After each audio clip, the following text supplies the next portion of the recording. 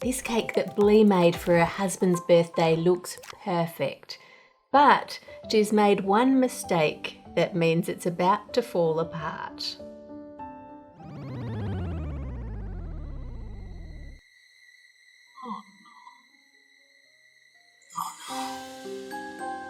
Oh no.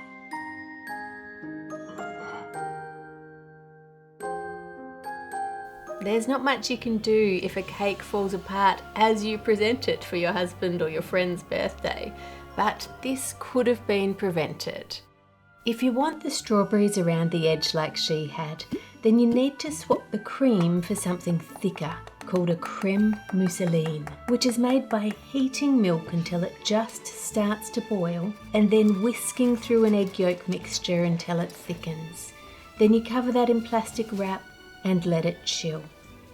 Once it's cold, add butter and whisk it together until it is smooth and airy and lighter in colour.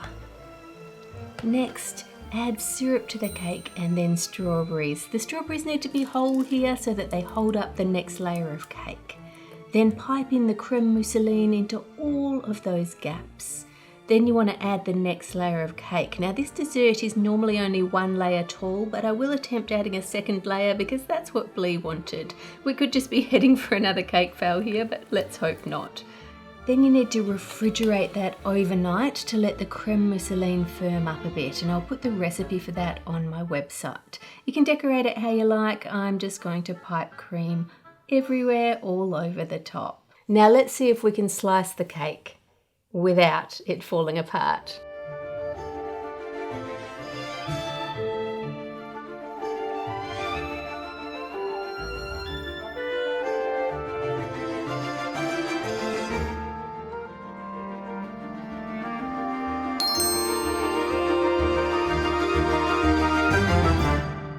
Problem solved.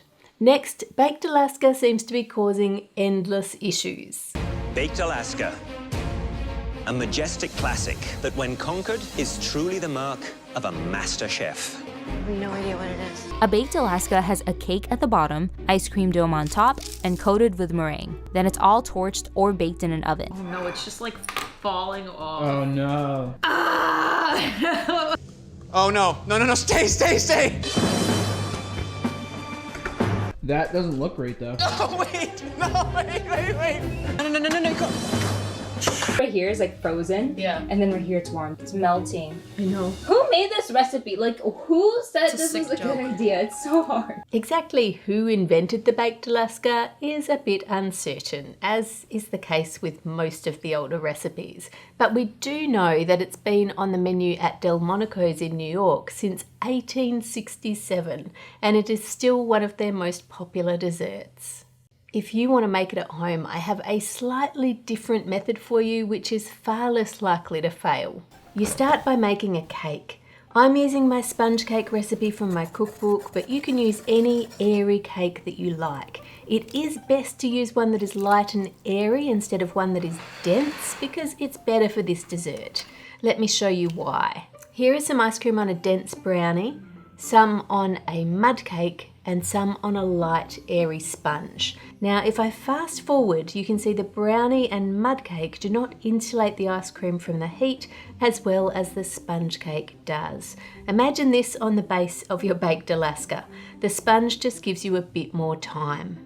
Now we're going to bake this in cups or bowls, but make sure you line it with baking paper that sticks up above the top so they can't overflow in the oven. Once they're baked and cooled, cut out the middle, and this is the secret. Having a thin layer of sponge all around the edges gives the ice cream some extra insulation and, importantly, stops the meringue from sliding off if the ice cream starts to melt. Add some lemon butter all around the inside. Now you can use what you like here, but everything else in the dessert is sweet, so you want to use something that's a bit acidic to balance that out. fill them up with ice cream, and then using the cake that you took out of the middle, cut a circle and put that on the bottom. And then you want to put this in the freezer overnight so that your ice cream is really firm and cold. And they can stay in the freezer like that for up to a couple of months. So if you've got people coming over, you can do that well ahead of time. Then when you're ready to eat the dessert, you need to make some Italian meringue. This uses super hot sugar syrup, so not a recipe for kids, poured into whipped egg whites, and you have to keep whipping until it cools down. The sugar syrup is so hot that it cooks the eggs, making them safe to eat.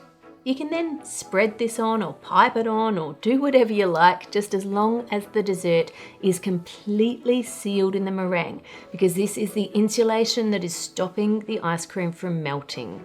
From here you have 3 options for browning your meringue. The traditional way is to bake it in the oven, that's why it's called baked Alaska.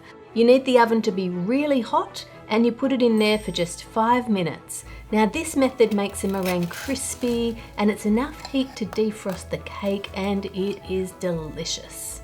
The next option is to use a blowtorch. This method does give a nice contrast between the lighter and the darker meringue. It looks very pretty and it is quick, but the meringue is not crispy on the outside. It is still soft. Personally, I don't think it's as yummy when it's done with the torch as it is when it's done in the oven, but it's personal preference. There's no right or wrong here. The other way you can brown the meringue is a method called bomb Alaska, which is when you light up alcohol and pour that over the dessert. It's actually the alcohol fumes that ignite here, not the liquid, so make sure the bottle of alcohol is closed and away from the flame to avoid any danger. And if you're younger, again, this method is not safe for kids. This method looks the most impressive, but be warned, it can ruin the entire dessert. If you don't get the amount of alcohol absolutely perfect, then it is going to burn the meringue. And burnt sugar does not taste nice at all. And this seems to be a very common problem with this method.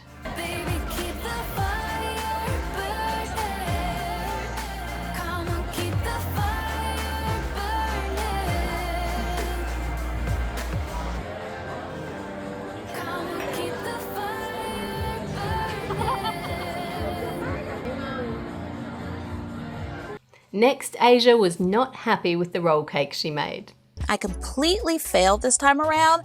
This was my inspiration. Piping the design went well, but it all went downhill from here.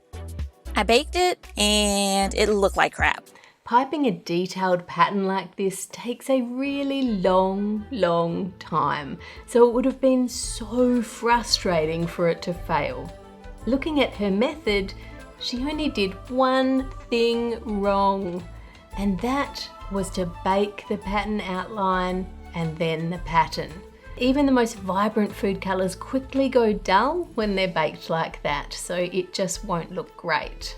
Now I know you don't want the outline to move when you add the other colours, but to achieve that, instead of baking it, you should freeze it.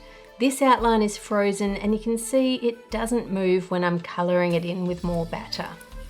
By freezing the pattern instead, you not only make sure it won't smudge, you also make the bottom layer colder, so the pattern is less likely to brown while the cake is baking in the oven. And now that it is baked, you can see the colours are still vibrant. Now that you know the secrets to perfecting these cakes, you can go and bake something amazing. With thanks to my wonderful patrons, you guys are absolute legends. I really appreciate you. Make it a great week by being kind to others, and I'll see you on Friday.